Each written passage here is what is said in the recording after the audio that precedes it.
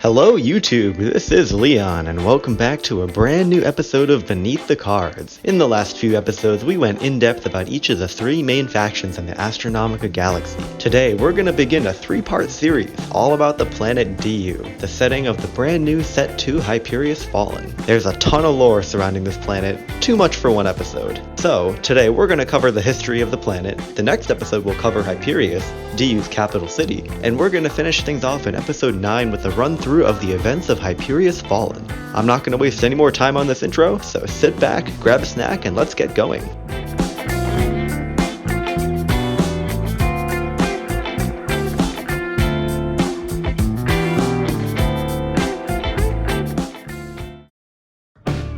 Du is a large rocky planet near the center of the Astronomica galaxy, the Elysian Spiral. Sitting towards the warmer side of its star's habitable zone, it is a dry and rocky world with towering mountains and large, expansive valleys. Despite this, its central position has made it an ideal trading hub for all of galactic history.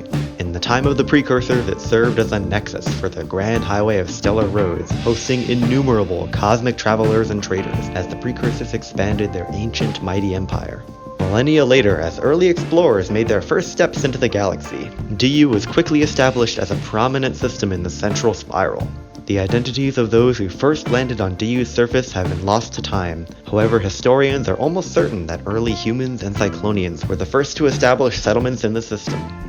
As the various races of the galaxy expanded their galactic territory, Du was constantly caught in the middle of faction conflicts. One day, it was a Draken forward command post. The next day, it was ground zero of a massive Hellion invasion force.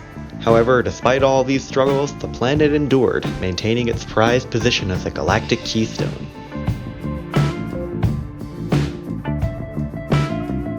As we've discussed in previous Beneath the Cards episodes, the Kykitos Council, Babylon Force, and Legion Corps eventually set aside their disagreements and formed a shaky alliance known as the Celestial Pact.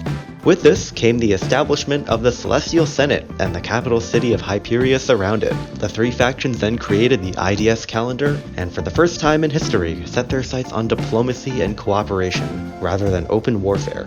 However, unbeknownst to the Senate, dark forces were lurking in the shadows, looking to destabilize their precarious rule over the galaxy.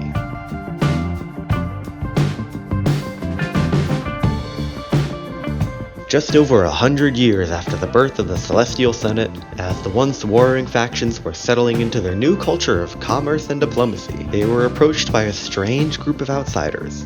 They were a collective of unfamiliar races no one had ever seen before, and had bizarre technologies and perverse cultures. They called themselves the Vermilion Syndicate, and demanded both recognition by the Senate and acceptance into the Alliance. After much debate by representatives of the Legion Corps, Kykitos Council, and Babylon Force, the Syndicate's demands were ultimately rejected.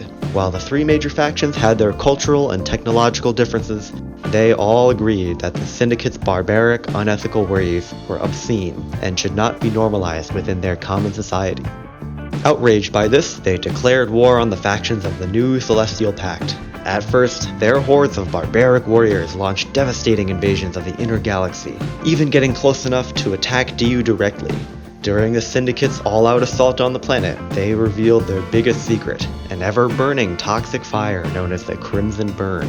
As the Syndicate's forces broke through the defenses of the Celestial Pact, they razed the surface of Du with this lethal bioweapon, scarring the planet permanently. However, as the years went on, the tide of battle began to turn. The Legion Corps' industrial megafactories began churning out weapons and equipment on overdrive. The Kykitos Council tapped deeper into their aether wells, harnessing their destructive energies. And the Babylon Force deployed their first warrior god, a towering golem known as Kronos. With their combined might, they beat back the Vermilion Syndicate, banishing them to intergalactic space.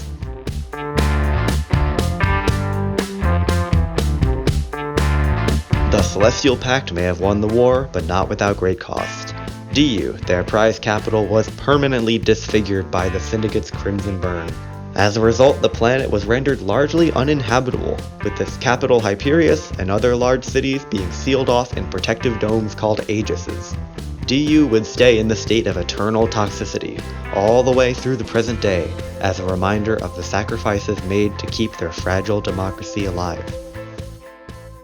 And that's it for today. I'm really excited to start getting into the Set 2 lore with you all, as we've got some really neat stuff ahead of us. Be sure to catch the next 2 episodes, as we're going to be diving into more detail about Hyperius. I'll catch you all later in the next episode. Take care.